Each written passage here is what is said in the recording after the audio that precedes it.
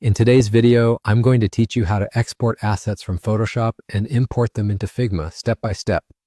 If you enjoy these tutorials, please subscribe and hit the notification bell for more design tips and tricks.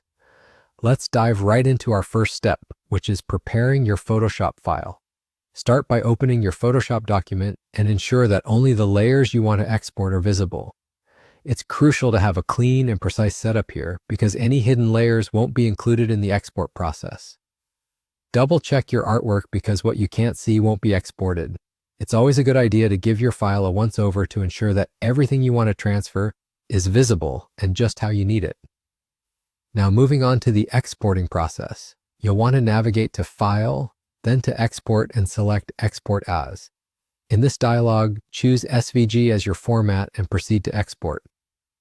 However, if you find that SVG isn't appearing as an option, there's a quick fix.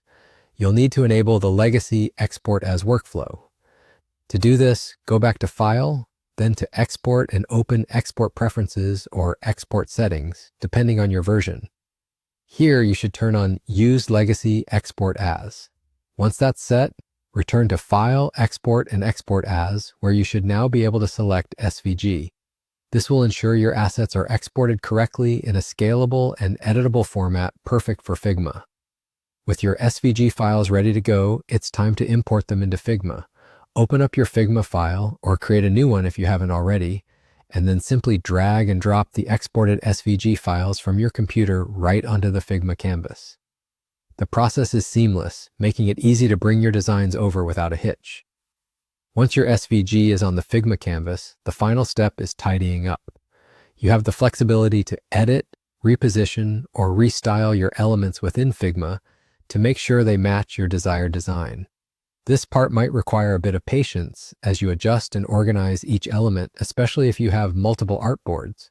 It's a matter of repeating the process for each file and making sure all the elements are placed exactly where they belong. And there you have it, a fast and reliable way to move your designs from Photoshop into Figma. It's all about making sure each step is followed carefully, and once you get the hang of it, it can save you a ton of time on your projects. Thanks for watching, and if you found this video helpful, please give it a like and subscribe for more tutorials. See you next time.